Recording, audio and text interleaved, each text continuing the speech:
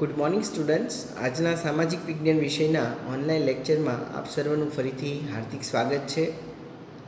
Last લેક્ચરની અંદર આપણે સ્વાધ્યાય પોથી લેખન કરતા હતા, જેની અંદર આપણે પ્રશ્ન નંબર 6 સુધીના જે પ્રશ્નો છે એના જવાબો લખી લીધા છે. પ્રશ્ન 7ની અંદર જે પહેલો પ્રશ્ન હતો એનો જવાબ પણ આપણે લખી લીધો છે. હવે જે પ્રશ્ન નંબર 7ની અંદર જે પ્રશ્નના જવાબ લખવાના છે એની અંદર જે બીજો પ્રશ્ન છે ત્યાંથી આપણે આજે સ્વાધ્યાય પોથી છે એમાં લેખન કાર્ય પાછું કરવાનું છે અને આજે આ પાઠ છે એને આપણે પૂર્ણ કરવાનો છે. આજે આ પાઠ છે પૂરો થઈ જશે આપણે, બરાબર? તો તૈયાર થઈ જાઓ સ્વાધ્યાય પોથી લેખન માટે. બધા જે કાંઈ સામગ્રી જોતી હોય એ સામગ્રી લઈ અને બેસી જાઓ અને સ્વાધ્યાય પોથી લેખન છે એ આપણે શરૂ કરવાનું છે આજે. તો એમાં બીજો પ્રશ્ન જે છે તમારી સ્ક્રીન ઉપર દેખાય જ છે બધાને કે વાતાવરણમાં પરિવર્તન આવવાથી આદિમાનવના જીવન ઉપર શી અસરો થઈ. એમાં 4 મુદ્દા લખો એવું આપણને અહીંયા પ્રશ્નની અંદર છે એ કહેવામાં આવ્યું છે. તો આ પ્રશ્નનો જવાબ છે એ આપણે લખવાનો છે. હું બોલતો જઈશ, સાથે સાથે સ્ક્રીન ઉપર પણ તમને દેખાય છે અને તમારે લખતું જવાનું છે, બરાબર? તો ચાલો સ્ટાર્ટ કરો લખવાનું, બરાબર? તો જવાબ આવશે એમાં પહેલો મુદ્દો લખજો કે 1200 વર્ષ પહેલાં વાતાવરણમાં વ્યાપક પરિવર્તન આવવાથી વિશ્વમાં ઘણા ક્ષેત્રના તાપમાનમાં વધારો થયો હતો. તેથી પૃથ્વી પર ઘણા બધા ફેરફાર થયા છે. પહેલો મુદ્દો ફરીથી રિપીટ કરું છું કે 1200 વર્ષ પહેલાં વાતાવરણમાં વ્યાપક પરિવર્તન આવવાથી વિશ્વના ઘણા ક્ષેત્રમાં જે તાપમાન છે એમાં વધારો થયો હતો. તેથી પૃથ્વી પરનું જે તાપમાન છે એમાં પણ ઘણા ફેરફારો થયા છે, બરાબર? આ પહેલો મુદ્દો સ્ક્રીન ઉપરથી જોઈને પણ લખી શકો છો તમે. ત્યારબાદ બીજો પોઈન્ટ, વિશ્વની ઘણી જગ્યાએ ઘાસના ક્ષેત્રો ઊભા થયા. વિશ્વની ઘણી જગ્યાએ ઘાસના ક્ષેત્રો ઊભા થયા. પરિણામે હરણ, ઘેટા બકરા જેવા તૃણાહારી પ્રાણીઓની સંખ્યા છે એ વધી. ફરીથી રિપીટ કરું છું બીજો મુદ્દો, વિશ્વની ઘણી બધી જગ્યાએ ઘાસના ક્ષેત્રો ઊભા થયા.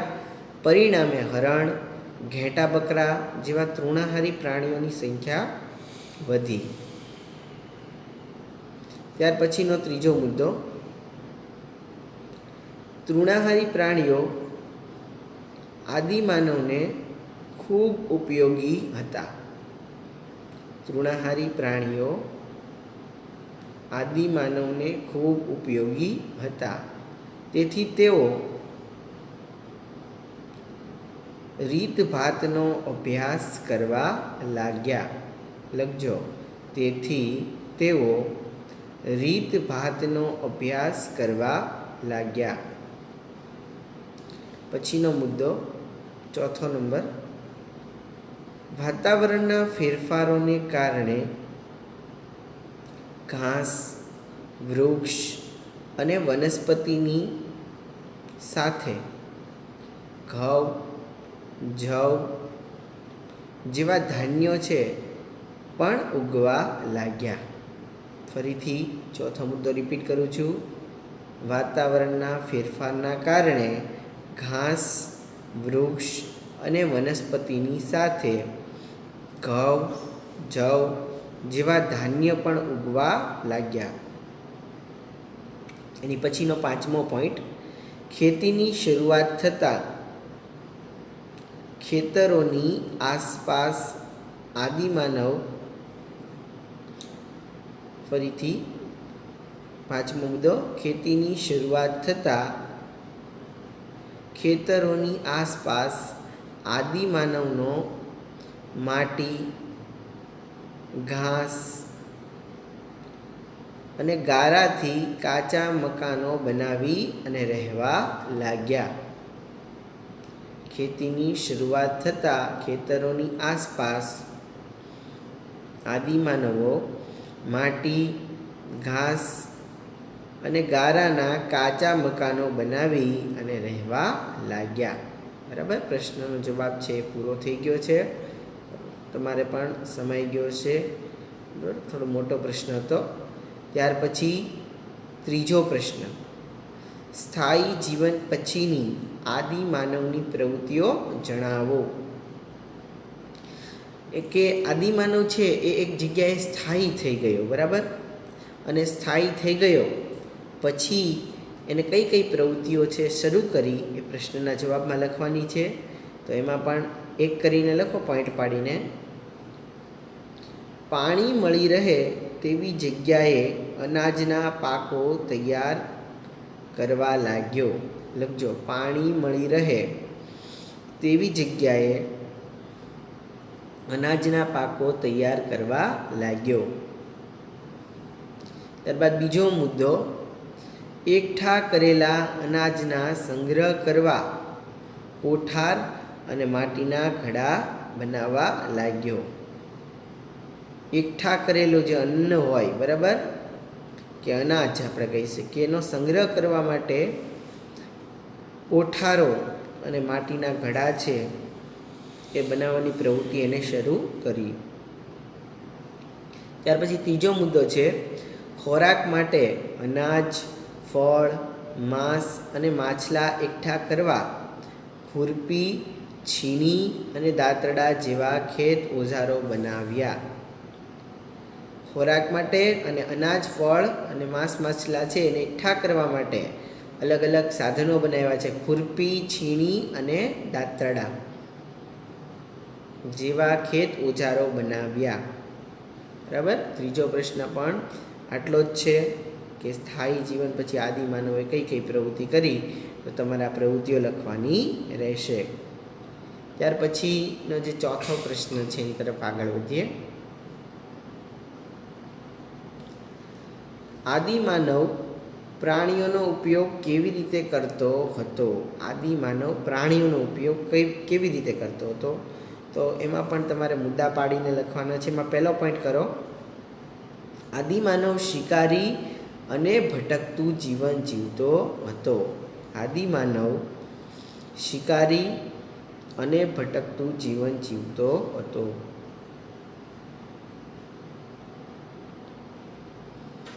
ત્યારે ઘેટા બકરાનો શિકાર કરી તેનો ખોરાક તરીકે ઉપયોગ કરતો. ત્યારે ઘેટા બકરાનો શિકાર કરી અને તેનો ખોરાક તરીકે ઉપયોગ કરતો. બીજો પોઈન્ટ કરીને લખજો, તેઓ ચામડાનો ઉપયોગ શરીરને ઢાંકવા માટે કરતા હતા.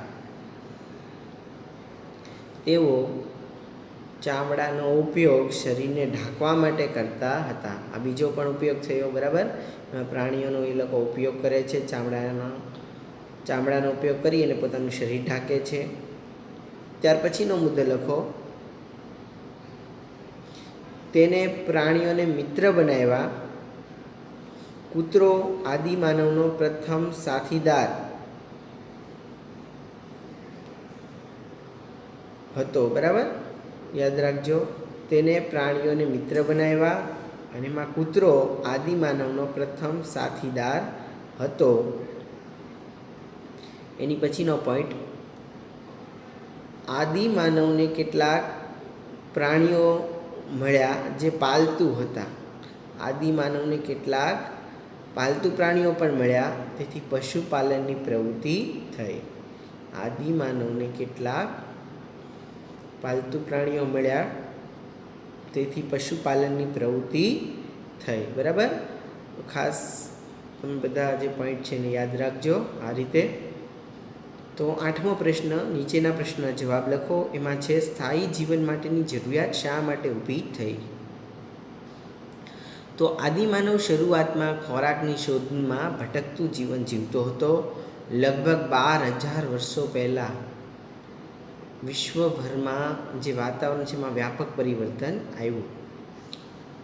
આપણે જવાબ છે એ લખશું કે આદિમાનવ શરૂઆતમાં આદિમાનવ શરૂઆતમાં ખોરાકની શોધમાં ભટકતું જીવન જીવતો હતો. આદિમાનવ શરૂઆતમાં ખોરાકની શોધમાં ભટકતું જીવન જીવતો હતો. લગભગ 12,000 વર્ષો પહેલાં વિશ્વભરના વાતાવરણમાં વ્યાપક પરિવર્તન આવતા વનસ્પતિ અને ઘાસના ક્ષેત્રો ઊભા થયા. પરિણામે ધીમે ધીમે કૃષિ અને પશુપાલનની પ્રવૃત્તિની શરૂઆત થઈ. કૃષિ માટે સ્થળોને છોડીને જઈ શકાતું નહોતું, કારણ કે પાકને ઉગતા થોડો સમય લાગે છે, તેને પાણીની જરૂર પડે છે. પાક તૈયાર થયા બાદ અનાજના છોડને કાપીને તેમાંથી અનાજ કાઢવું પડે છે. આ પ્રક્રિયા જોવા માટે એક સ્થળે રોકાવું પડે છે. ઘઉં, જવ અને બાજરી જેવા ધાન્યો આદિમાનવના ખોરાક માટે ઉપયોગી બન્યા હતા. પશુ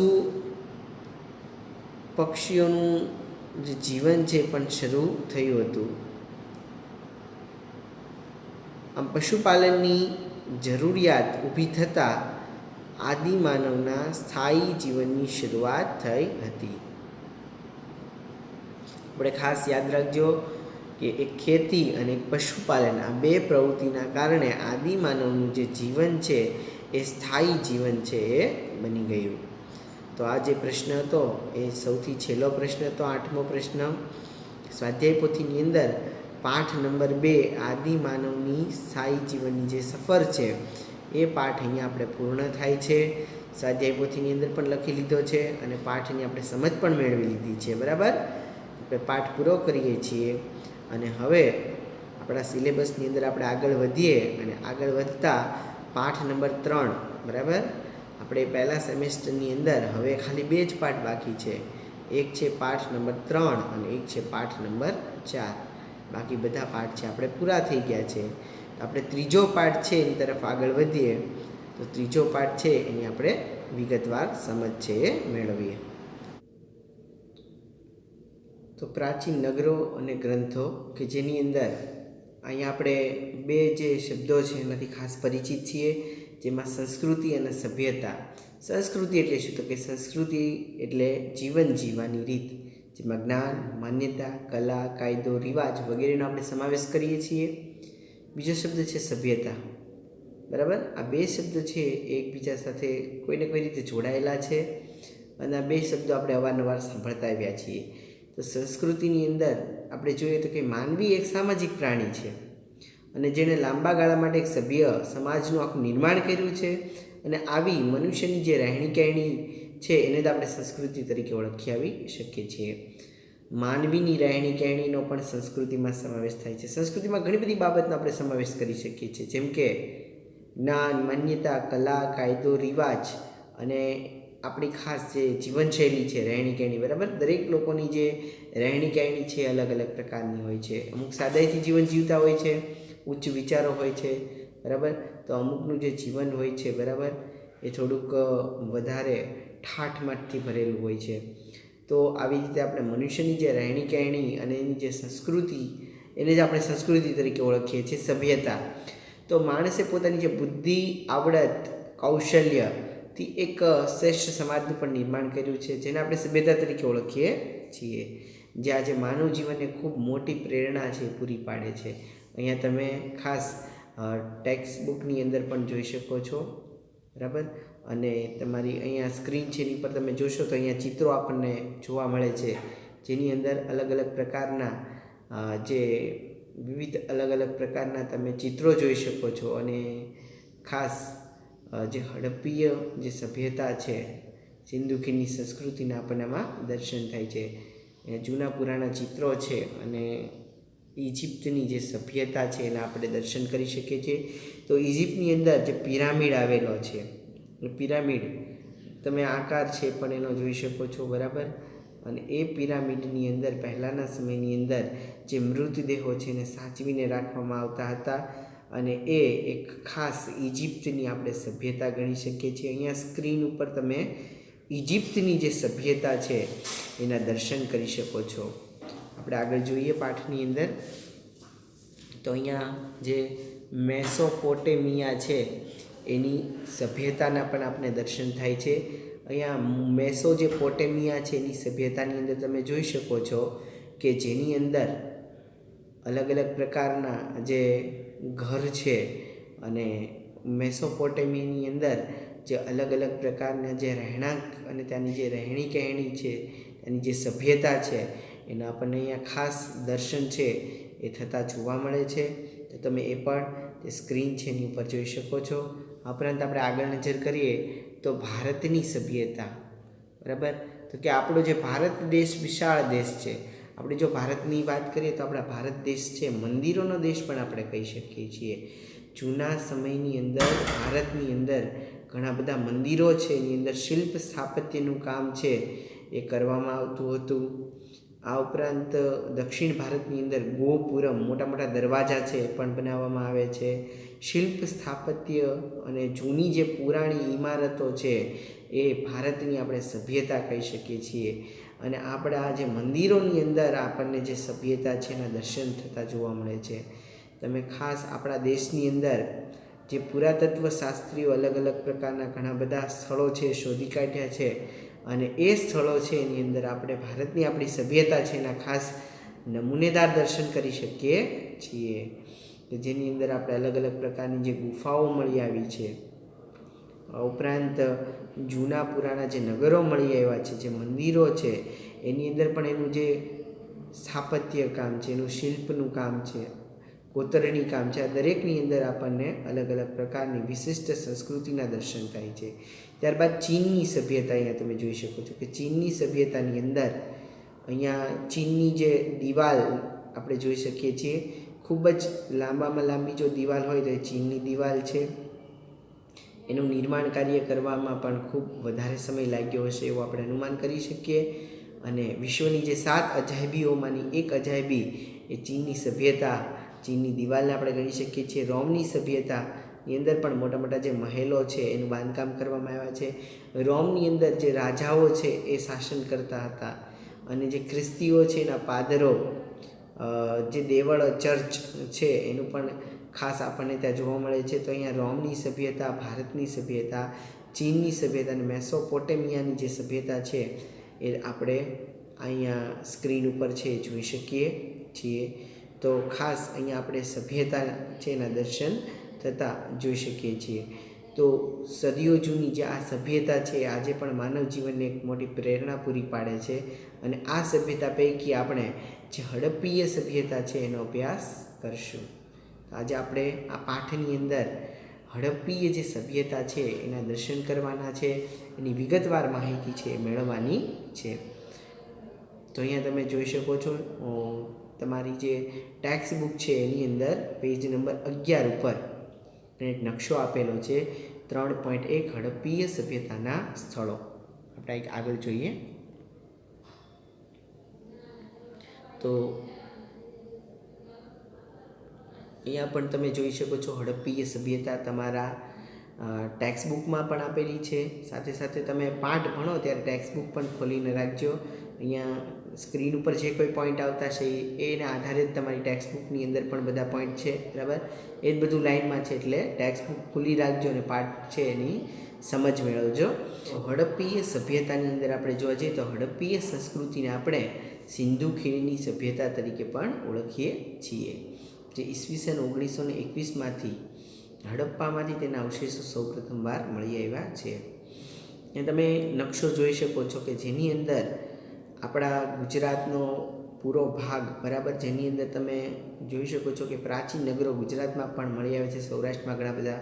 ત્યારબાદ રંગપુર છે, રોજડી છે, બરાબર. અમદાવાદ, મહેસાણા, લોથલ છે આપણે ગુજરાતની અંદર અમદાવાદ પાસે આવેલું. ત્યારબાદ ધોળાવીરા છે કચ્છનું, ચાણહુદડો છે, આંબડી, બાલકોટ, આ બધા રાજસ્થાનના જે પ્રદેશ છે. ત્યારબાદ ઘાઘર હાકરા જે નદી છે, પછી ચર્લિસ્તાન છે, કોટ સિંધુ નદીનો જે પ્રદેશ છે, જલાલપુર પંજાબ, હડપ્પા, કાલીબંગન રાજસ્થાનનું છે, બનવાલી, બરાબર. ગંગા નદી, યમુના નદીની આજુબાજુનો જે પ્રદેશ છે, બલુચિસ્તાન, મોહેન્જો-દરો, આ બધા જે પ્રદેશો છે એનો આપણે વિસ્તાર છે એને આપણે હડપ્પીય જે સભ્યતા છે એની અંદર સમાવેશ કરી શકીએ છીએ. અહીંયા તમે જોઈ શકો છો કે આપણા ગુજરાતથી શરૂ કરી અને ઉપર રાજસ્થાન, પાકિસ્તાનની આજુબાજુનો જે વિસ્તાર છે, પંજાબ, આ બધા વિસ્તાર હડપ્પાની અંદર સમાવેશ થાય છે. અને હડપ્પીય સંસ્કૃતિને સિંધુ ખીણની સભ્યતા તરીકે ઓળખીએ છીએ. અને 1921માંથી હડપ્પામાંથી તેના અવશેષો સૌ પ્રથમવાર છે એ મળી આવેલા આપણને જોવા મળે છે. ખાસ યાદ રાખજો, 1921માંથી હડપ્પામાંથી તેના અવશેષો સૌ પ્રથમવાર મળી આવ્યા છે. અને આપણે એને સિંધુ ખીણની સભ્યતા તરીકે પણ ઓળખીએ છીએ. આપણે આગળ જોઈએ. અહીંયા ખાસ નકશાની અંદર આ બધા પ્રદેશો છે એને યાદ રાખજો.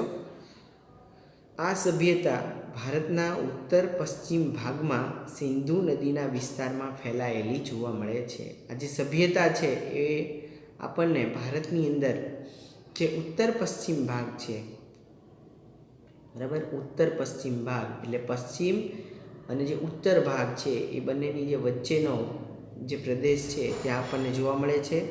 સિંધુ નદીના વિસ્તારની અંદર ખાસ ફેલાયેલી જોવા મળે છે, જેમાં લોથલ, ધોળાવીરા, હડપ્પા, મોહેન્જો-દડો, કલિબંગન, રાખીગઢી વગેરે મુખ્ય આપણે ગણીએ છીએ. જે આજે આપણને સ્થળો મળી આવેલા છે હડપ્પીય જે સભ્યતાના, જેની અંદર આપણે ઉત્તર પશ્ચિમ ભાગના જે સિંધુ નદીની અંદર જે વિસ્તારના ફેલાયેલા જે નગરો અને જે સ્થળો છે એનો આપણે સમાવેશ કરીએ છીએ. એમાં સૌથી જે વધારેમાં મહત્ત્વના અને મુખ્ય છે એમાં લોથલ, ધોળાવીરા, હડપ્પા, મોહેન્જો-દડો, કાલીબંગન રાજસ્થાનનું, બરાબર, અને રાખીગઢી. તમે હડપ્પાના દર્શન કરી શકો છો. ત્યારબાદ લોથલ છે એના પણ દર્શન ચિત્રની અંદર કરી શકો છો.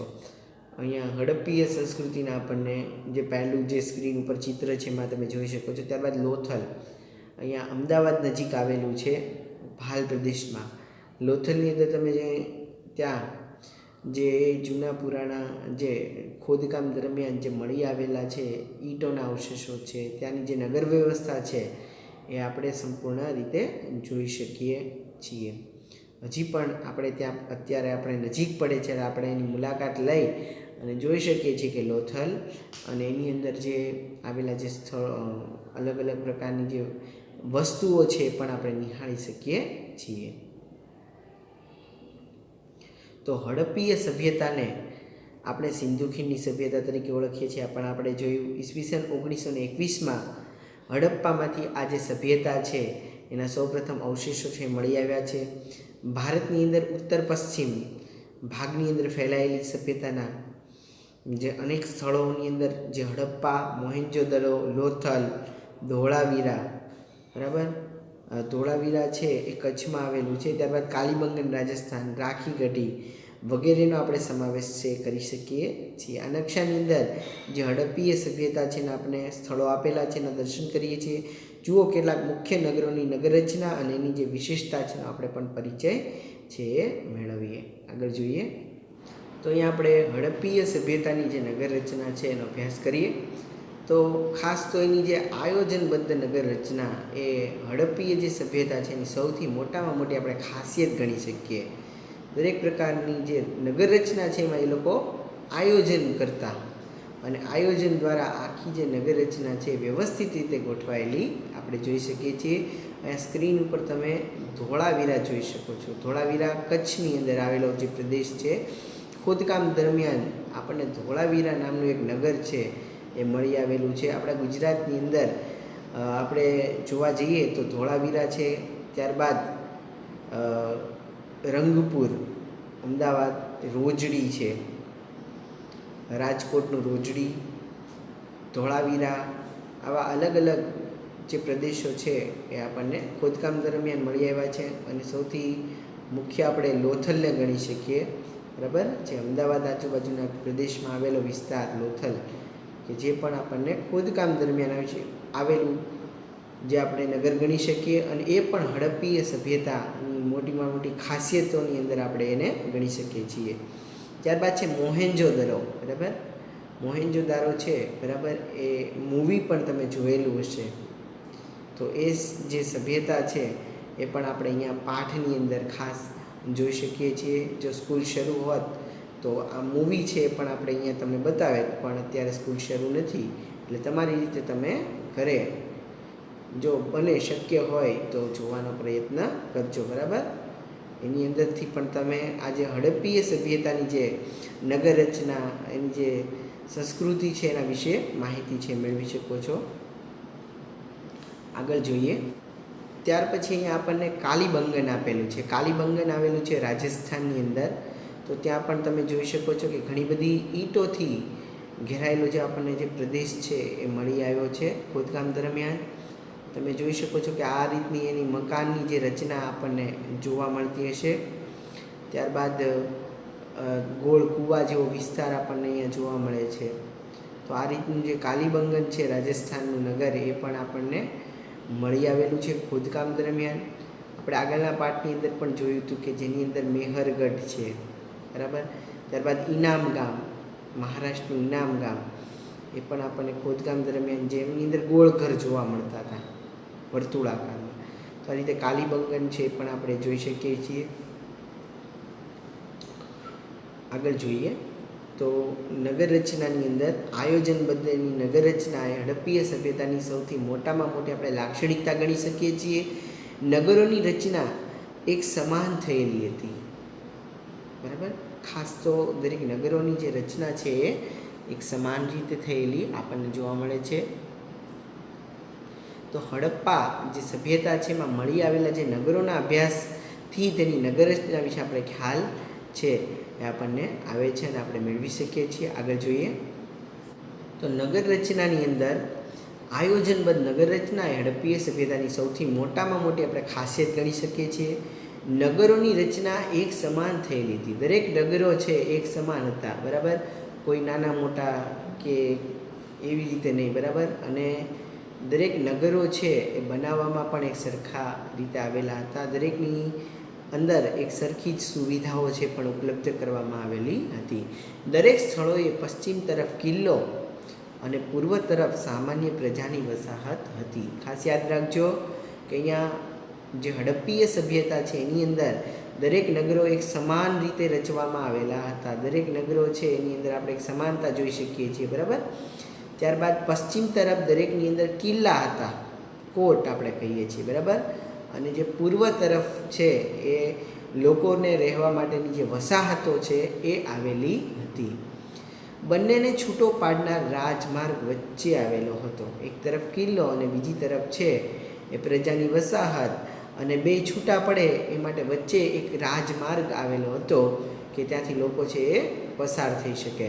પશ્ચિમ તરફ આવેલા કિલ્લાની ફરતે એક કોટ બનાવેલો હતો. પશ્ચિમની અંદર જે કિલ્લા આવેલા છે એ કિલ્લાની જે ફરતેનો ભાગ છે ત્યાં કોટ બનાવવામાં આવેલો હતો. તો આ રીતે તમે જોઈ શકો છો, બરાબર, કે કિલ્લો અને કિલ્લાની ફરતે શું હતું? કિલ્લાની ફરતે છે એ કોટ બનાવેલો હતો. આગળ આપણે નજર કરીએ. અહીંયા તમે ખાસ જે નગર રચના છે એ સ્ક્રીનમાં જોઈ શકો છો, બરાબર. ઈંટથી મકાનો બનાવવામાં આવતા અને જેની અંદર તમે દાદરા જે પગથિયા છે પણ જોઈ શકો છો. પગથિયાવાળા ઘર હતા અને થોડા થોડા છૂટાછવાયા હતા. પાણીના ટાંકા પણ આપણે જોઈ શકીએ છીએ. અહીંયા અલગ અલગ આપણે ચિત્રોની મદદથી જોઈ શકીએ છીએ. આવા મોટા મોટા નગરો આપણને મળી આવ્યા છે. ત્યારબાદ આગળ કિલ્લાઓમાં શાસકો અને પૂર્વ તરફ સામાન્ય પ્રજા રહેતી હતી. કિલ્લાની અંદર જે શાસકો હતા એ રહેતા અને પૂર્વ તરફ કોણ રહેતું? તો કે પૂર્વ તરફ જે સામાન્ય પ્રજા હતી એ રહેતી હતી. તો કિલ્લાની અંદર શાસકો રહેતા અને જે પૂર્વ તરફનો ભાગ છે ત્યાં જે સામાન્ય પ્રજા છે એ રહેતી હતી. ખાસ યાદ રાખજો કે પૂર્વ તરફના ભાગની અંદર સામાન્ય પ્રજા રહેતી અને કિલ્લાઓની અંદર જે શાસકો જે શાસન કરતા એ રહેતા. નગર રચનાની અંદર મોટાભાગે ઈંટનો ઉપયોગ થયેલો જોવા મળે છે.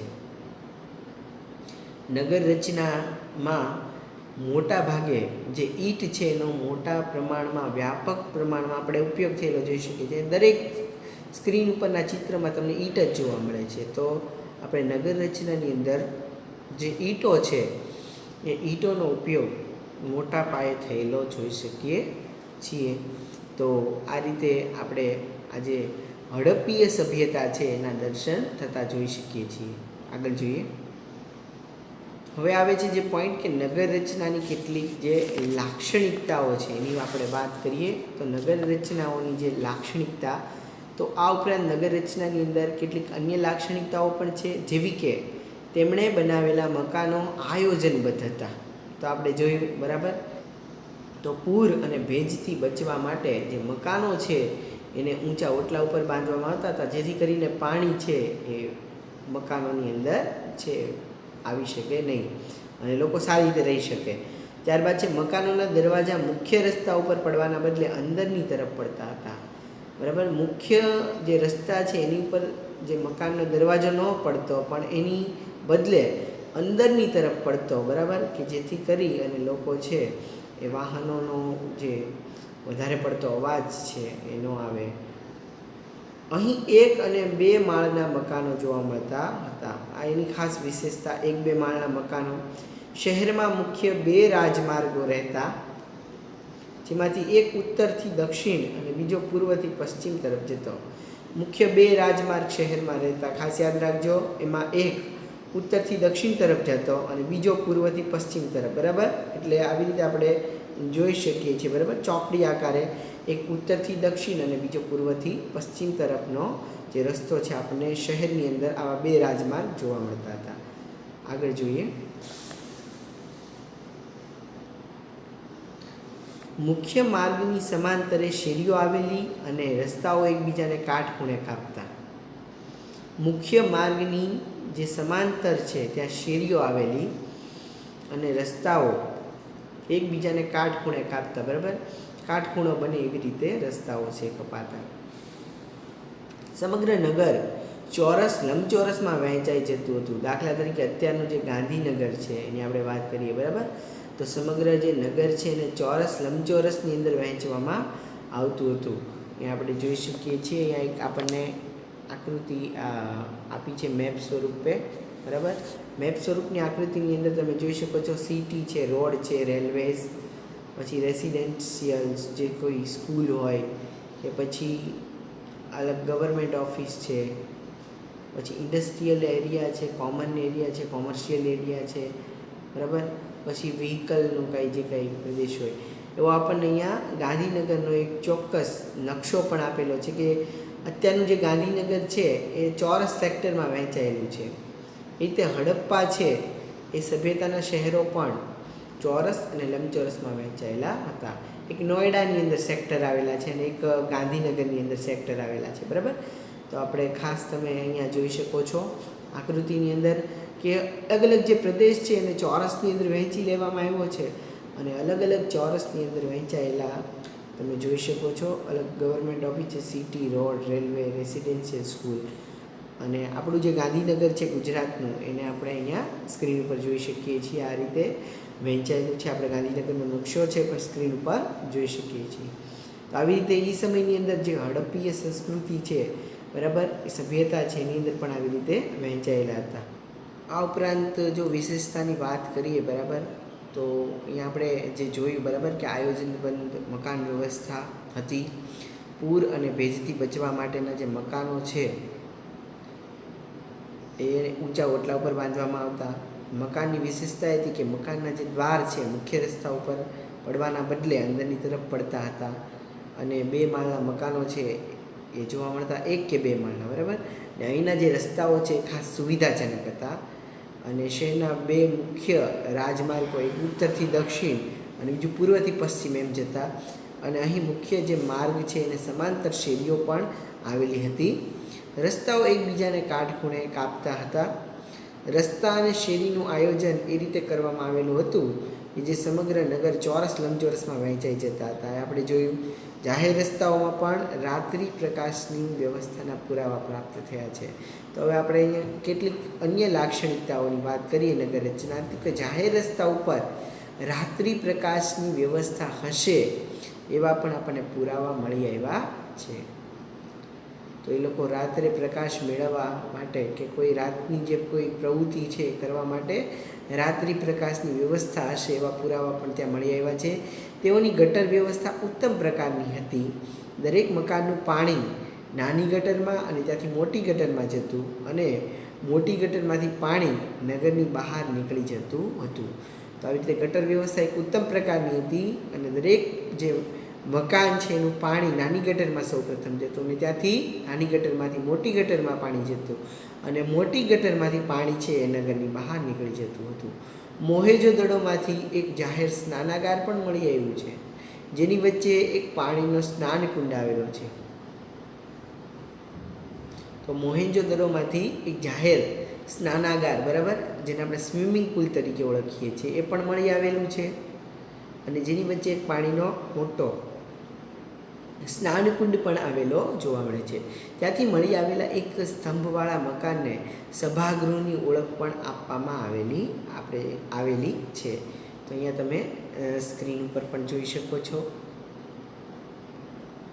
અહીંયા સભાગૃહ તમે જોઈ શકો છો, બરાબર, કે સભાગૃહની અંદર બધા લોકો છે એકઠા થાય છે અને સભાઓ છે એ કરવામાં આવતી હોય છે, બરાબર. મોટા મોટા જે પ્રવચનો છે એ સભાગૃહમાં થતા હોય છે. ત્યારબાદ જાહેર સ્નાનાગાર આવેલો છે, બરાબર. આપણે સ્વિમિંગ પુલ તો એ સમયની અંદર પણ નાહવા માટે રાજાઓ એનો ઉપયોગ કરતા હશે. એ સમયની અંદર પણ જાહેર સ્નાનાગારનો ઉપયોગ થતો હતો. હડપ્પા સિંધુ ખીણની સભ્યતાનું જે મુખ્ય નગર હશે. તો જે સિંધુ ખીણની જે સભ્યતા છે એનું મુખ્ય નગર હશે હડપ્પા. સ્ક્રીન ઉપર તમે જોઈ શકો છો, જ્યાં રાવી નદીના કિનારે 12 જેટલા અન્ન ભંડારો પણ મળી આવ્યા છે. અહીંયા તમે સ્ક્રીન ઉપર અન્ન ભંડાર પણ જોઈ શકો છો, બરાબર. રાવી નદીના કિનારે 12 જેટલા અન્ન ભંડારો મળી આવ્યા છે. અન્નને સંગ્રહ કરવા માટેના જે ભંડારો છે પણ તમે સ્ક્રીન ઉપર જોઈ શકો છો. સભાગૃહ, જાહેર સ્નાનાગાર, આવી રીતે અલગ અલગ વસ્તુઓ છે, અલગ અલગ આપણે અહીંયા જે પાઠની અંદર જોઈ શકીએ છીએ. આ બધું સિંધુ ખીણની સભ્યતા હડપ્પા છે એની અંદર આપણે હડપ્પીય સભ્યતાની અંદર જોઈ શકીએ છીએ. આગળ જોઈએ. ત્યાર પછી આવે છે લોથલ. લોથલ આવેલું છે અમદાવાદ જિલ્લાના ધોળકા તાલુકામાં. જે ભોગાવો નદી છે એના કિનારે આવેલું એક પ્રાચીન સમયનું ઔદ્યોગિક શહેર આપણે એને ગણી શકીએ, અને એક આંતરરાષ્ટ્રીય બંદર પણ હતું.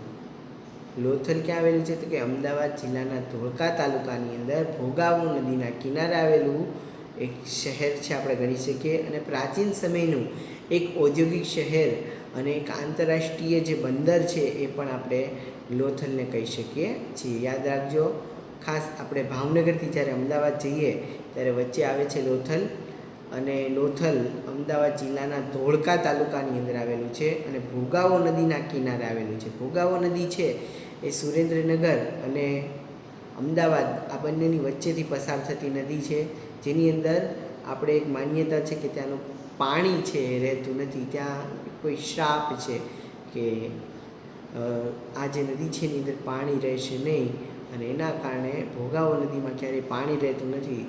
તો અહીંયા ધોળકા તાલુકામાં જે ભોગાવો નદી છે એના કિનારે આવેલું પ્રાચીન સમયનું જે ઔદ્યોગિક શહેર આપણે કહી શકીએ, અને આંતરરાષ્ટ્રીય બંદર પણ હતું એ સમયે. ખાસ યાદ રાખજો, ઔદ્યોગિક શહેર અને આંતરરાષ્ટ્રીય બંદર છે લોથલ.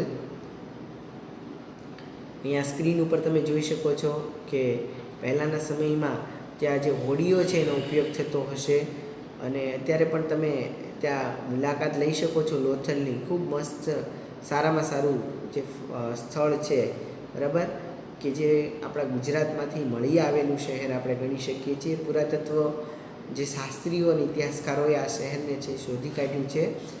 અહીંયા તમે સ્ક્રીન ઉપર જોઈ શકો છો ઘણા બધા પ્રાણીઓ પણ આપણને જોવા મળે છે. ઈંટો દ્વારા એનું જે બાંધકામ છે એ પણ તમે જોઈ શકો છો.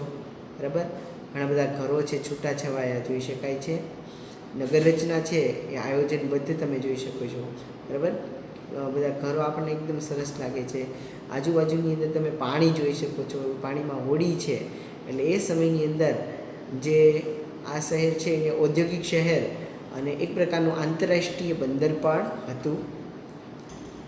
તો અહીંયા આપણે લોથલ વિશે જોઈ શકીએ છીએ. આગળ જોઈએ તો લોથલમાંથી ઈંટોથી બનાવેલું જે ડોકયાર્ડ ધક્કો પણ મળ્યો છે, જેનો ઉપયોગ વાહનોમાંથી માલ સામાન ચડાવવા ઉતરવા થતો હશે. અહીંથી વખારો અને મણકા બનાવવાની ફેક્ટરીઓ પણ મળી આવેલી છે. લોથલમાંથી ઈંટોનું ડોકયાર્ડ મળી આવેલું છે. બરાબર, આપણે એને ધક્કા તરીકે ઓળખીએ છીએ અને જેનો ઉપયોગ વાહનોમાંથી જે માલ સામાન છે એને ચડાવવા ઉતારવા જે થતો હશે એમાં આપણે કહી શકીએ છીએ. અહીંયા લોથલનું એક સરસ મજાનું ચિત્ર તમે સ્ક્રીન ઉપર છે એ જોયું. બરાબર, આખું જે લોથલનો આખું બંદર છે વ્યવસ્થિત રીતે તમે જોઈ શકો છો.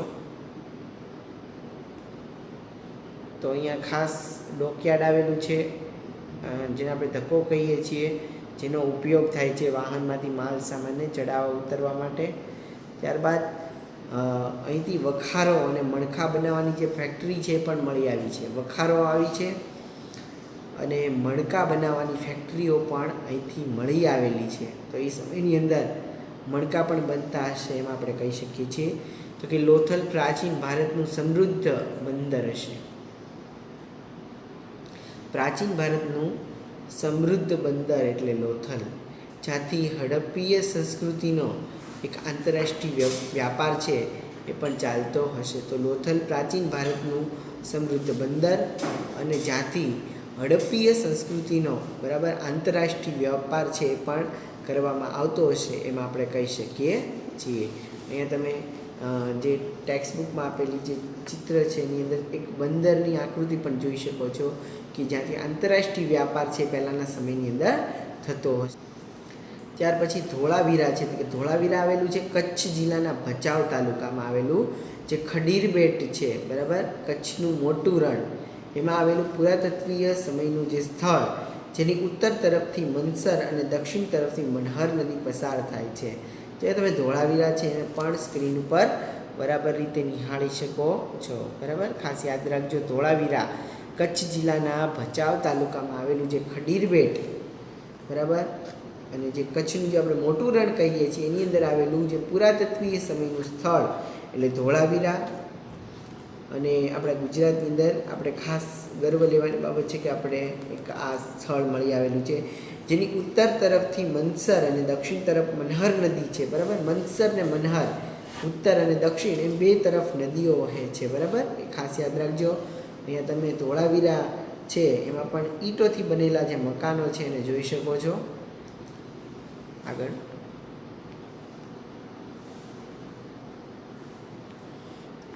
ધોળાવીરા નગર છે એ 3 ભાગની અંદર વહેંચાયેલું છે, જેમાં છે સીતાડલ કિલ્લો, ઉપલું નગર અને નીચલું નગર. બરાબર, ધોળાવીરા છે એના ખાસ યાદ રાખજો 3 ભાગની અંદર ધોળાવીરા વહેંચાયેલું છે.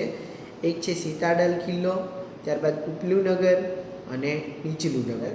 ત્યારબાદ ધોળાવીરા નગર છે એની મુખ્ય વિશેષતા જે વરસાદના પાણીના સંગ્રહની વ્યવસ્થા પણ કરવામાં આવેલી છે અને સ્ટેડિયમ પણ આવેલું છે.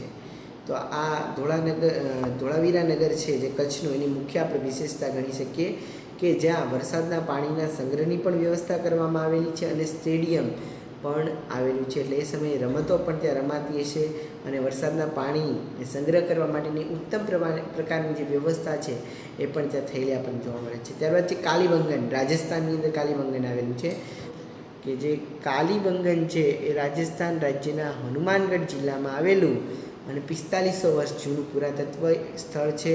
કાલીબંગન હડપ્પીય સભ્યતાની જે ખેતી ક્રાંતિનું આપણે મુખ્ય સ્થળ ગણી શકીએ છીએ.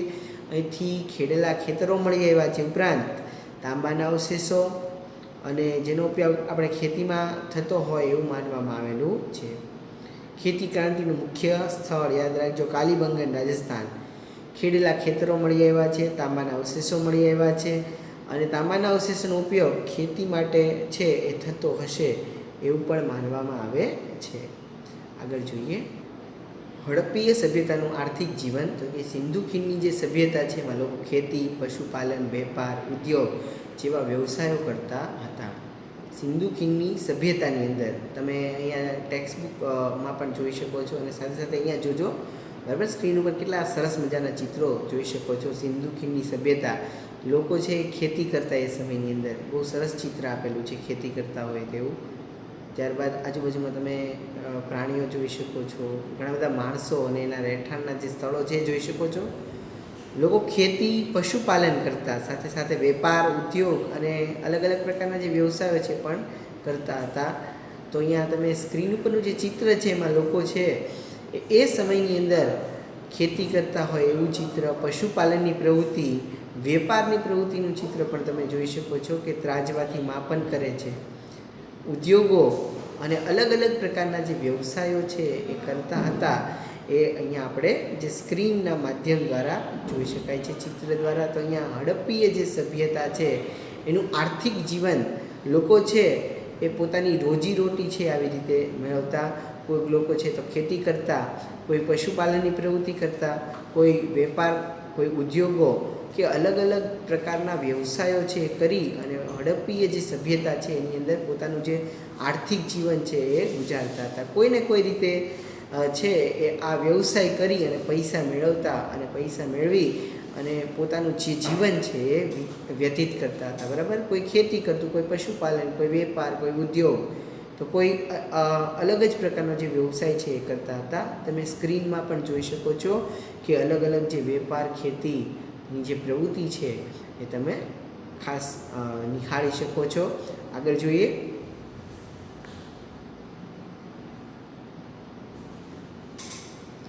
ઘઉં, જવ, વટાણા, તલ, સરસવ વગેરેની ખેતી કરવામાં આવતી હતી. ખાસ યાદ રાખજો હડપ્પીય સભ્યતાની અંદર લોકો છે એ કયા પ્રકારની ખેતી કરતા હતા? તો ઘઉં, જવ, વટાણા, તલ, સરસવ વગેરેની ખેતી કરવામાં આવતી એ સમય દરમિયાન. ત્યારબાદ જમીન ખેડવા માટે હળનો ઉપયોગ કરતા હતા એ લોકો. ગાય, ભેંસ, બકરી અને ખૂંદવાળો બળદ છે એ પણ પાળતા હતા. પાલતુ પ્રાણીઓ છે એ પણ એ સમયની અંદર રાખવામાં આવતા અને ખાસ જમીન ખેડવા માટે હળનો ઉપયોગ અને ગાય, ભેંસ, બકરી અને જે ખૂંદવાળા બળદ હતા એને પાળવામાં આવતા હતા. આંતરિક અને આંતરરાષ્ટ્રીય વ્યાપાર છે પણ એ સમયની અંદર કરવામાં આવતો હતો. આંતરિક એટલે ત્યાં ને ત્યાં લોકલ વ્યાપાર કરવામાં આવતો અને ખાસ આંતરરાષ્ટ્રીય વ્યાપાર છે એ પણ એ સમયની અંદર કરવામાં આવતો હતો. ખાસ યાદ રાખજો કે એ સમયની અંદર આંતરિક વ્યવહાર તો થતો જ હતો, સાથે સાથે આંતરરાષ્ટ્રીય વ્યાપાર છે એ પણ કરવામાં આવતો. એક દેશ છે એના દ્વારા બીજા દેશ દ્વારાની સાથે વ્યાપાર છે એ કરવામાં આવતો. એટલે એ સમયે પણ જે આ ચલણ છે એ હતું. અહીંનું સુતરાઉ કાપડ છેક મેસોપોટેમિયા અને ત્યાંથી ઇજિપ્ત સુધી પહોંચતું હતું. એનું જે સુતરાઉ કાપડ છે છેક ક્યાં પહોંચતું? તો મેસોપોટેમિયા અને ત્યાંથી છેક ઇજિપ્ત સુધી પહોંચતું હતું. એટલે કે અલગ અલગ દેશની અંદર છે એ આયાત નિકાસ છે એ પણ કરવામાં આવતું. એ સમયની અંદર પણ બંદરો આવેલા અને બંદરો દ્વારા તમે ખાસ તો લોથલ જોઈ શકો છો કે આંતરરાષ્ટ્રીય હેરફેર છે એ થઈ શકતી હતી. આ ઉપરાંત તેઓ અન્ય વ્યવસાયોમાં માટીકામ, ધાતુકામ અને મણકા બનાવવાની કળા અને શિલ્પકામ છે એ પણ કરતા હતા. ખાસ યાદ રાખજો એ સમયની અંદર બરાબર અન્ય વ્યવસાયો પણ થતા હતા જેની અંદર માટીકામ કરવામાં આવતું.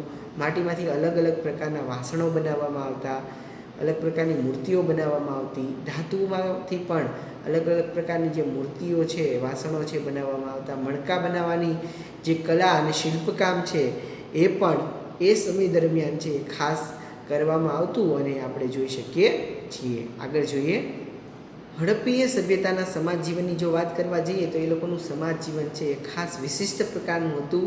મુખ્ય વ્યવસાય ખેતી હતી અને પશુપાલન હતું. આપણે આગળ પણ જોયું.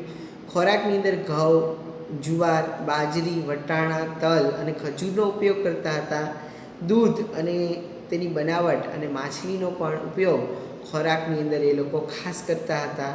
તો આપણે જોઈ શકીએ છીએ કે હડપ્પીય જે સભ્યતા છે સમાજ જીવન એની અંદર દૂધની બનાવટ અને જે માછલી છે એનો ઉપયોગ ખોરાકની અંદર એ લોકો કરતા હતા. અહીંયા તમે જોઈ શકો છો।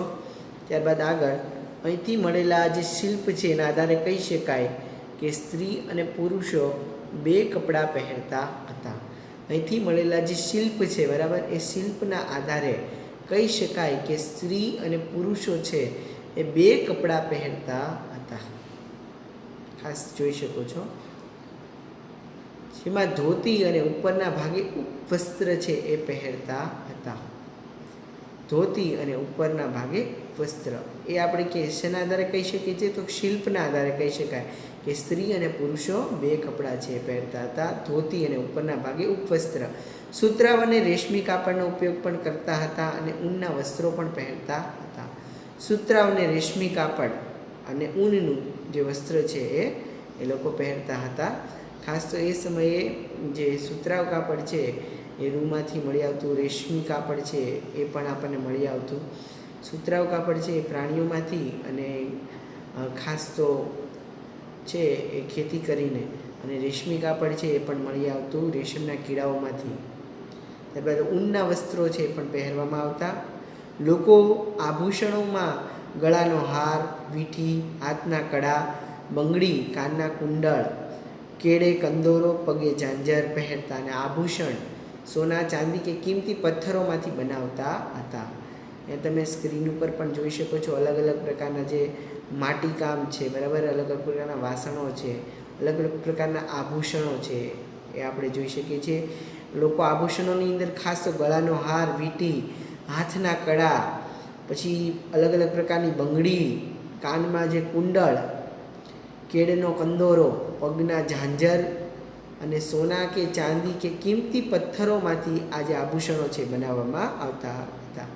માટી, તાંબુ કે કાંસાના વાસણો પણ બનાવવામાં આવતા, જેમાં વાટકી છે, ગાગર છે, કુલડી, કથરોટ, આવા અલગ અલગ વાસણો પણ બનાવવામાં આવતા માટી કે તાંબામાંથી બરાબર, અને કાંસામાંથી। કાંસું પણ એક ધાતુ છે। વાટકી બનાવતા, ગાગર બરાબર પાણી ભરવા માટે, ત્યારબાદ કુલડી, કથરોટ આપણે જેની અંદર લોટ બાંધીએ છીએ બરાબર, તો આ અલગ અલગ પ્રકારના વાસણો પણ ધાતુ અને માટીમાંથી બનાવવામાં આવતા। બાળકો માટે રમકડા પણ બનાવવામાં આવતા, જેવા કે સિસોટી, ઘૂઘરા, ગાડા, લખોટી, પશુ। બાળકો માટે શું બનાવવામાં આવતું? રમકડા અલગ અલગ પ્રકારના, એમાં સિસોટી છે, ઘૂઘરા છે, ગાડા, લખોટી, પશુ બરાબર, અલગ અલગ પ્રકારના પશુ પક્ષીના જે આકારના રમકડા છે પણ બનાવવામાં આવતા। ઉપર સ્ક્રીન ઉપર તમે પહેલું રમકડું પણ જોઈ શકો છો, ગાડા આકારનું બરાબર, લખોટી છે, પશુ પક્ષી, આવા અલગ અલગ પ્રકારના રમકડાઓ છે એ પણ બનાવવામાં આવતા હતા। તો વિદ્યાર્થી મિત્રો, આજના દિવસ માટે બસ આટલું જ। ફરીથી જ્યારે આપણે નવા લેક્ચરમાં મળશું ત્યારે પાછા આ પાઠ છે એની શરૂઆત છે એને આગળ ધપાવશું। ખાસ આજે બસ આટલું રાખીએ છીએ। હોમવર્કની અંદર ખાસ તમને આપું છું હોમવર્ક, કે જેની અંદર આપણે જે આગળનો જે પાઠ છે સ્વાધ્યાય પોથીની અંદર આજે જે પૂર્યો છે,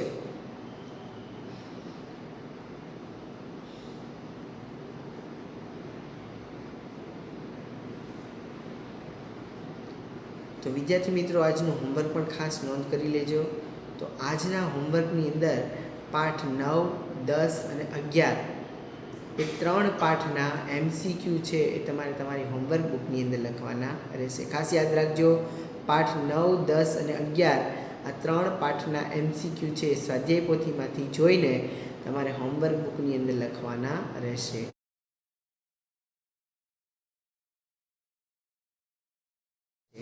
તો ફરીથી નવા લેક્ચરમાં પાછા મળશું। આભાર, થેન્ક યુ સો મચ।